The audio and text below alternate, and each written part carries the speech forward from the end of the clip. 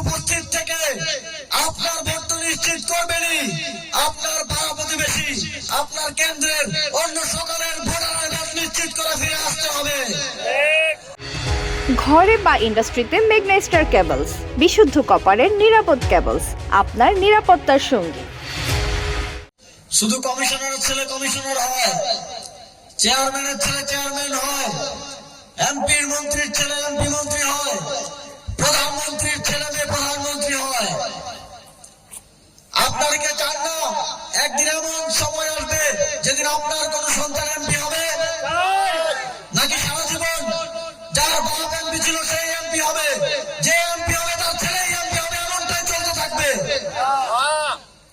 আমরা চাই আগামী বাংলাদেশে একজন কৃষকের ছেলে, একজন মুদি দোকানদারের ছেলে, একজন রিক্সাওয়ালার ছেলে এমপি হবে।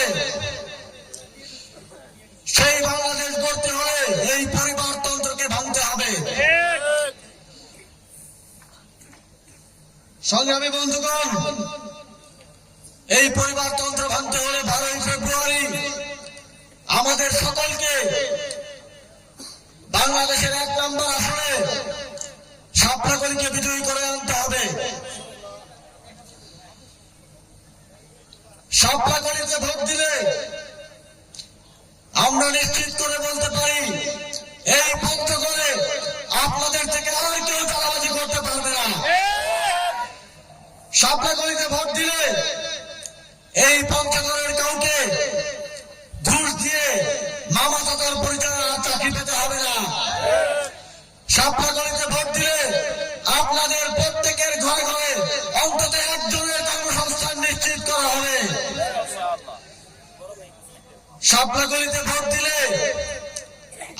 আপনাদেরকে চিকিৎসার জন্য অনেক দূরে যেতে হয়। চিকিৎসার অভাবে আর কাউকে জীবন হারাতে হবে না। সাপড়াকলিতে ভোট দিলে আগামী বাংলাদেশ হবে ন্যায় ও ইনসাফের বাংলাদেশ। আমরা জানি বিগত 3টি নির্বাচনে আপনারা ভালো মতো ভোট দিতে পারেন নাই।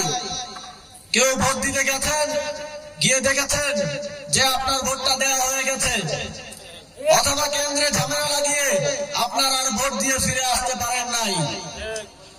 এবার কি আপনারা ভোট দিতে চান? এবার কি সবাই ভোট দিতে চান?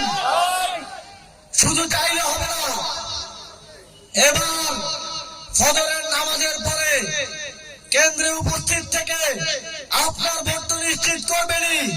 আপনার পাড়া প্রতিবেশী, আপনার কেন্দ্রের অন্য সকলের ভোটারের ভোট নিশ্চিত করে ফিরে আসতে হবে। 11 দলীয় জোটের সকল নেতা কর্মীকে ফলাফল ঘোষণা হওয়া পর্যন্ত বিজয় ছাড়া ফিরে আসা যাবে না।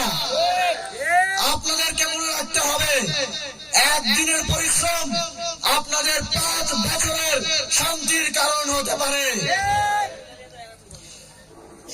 সুতরাং সংগ্রামী উপস্থিতি, আপনাদের কাছে আবারও সাপড়াকলি 11 দলীয় জোট আপনাদের সন্তান সার্জিস আলমের পক্ষে ভোট চেয়ে, সাপড়াকলির পক্ষে ভোট চেয়ে আজানের মিছিলে, বিজয়ের মিছিলে আবারও দেখা হবে এই প্রত্যাশা নিয়ে আমার বক্তব্য শেষ করছি। সবাই ভালো থাকবে।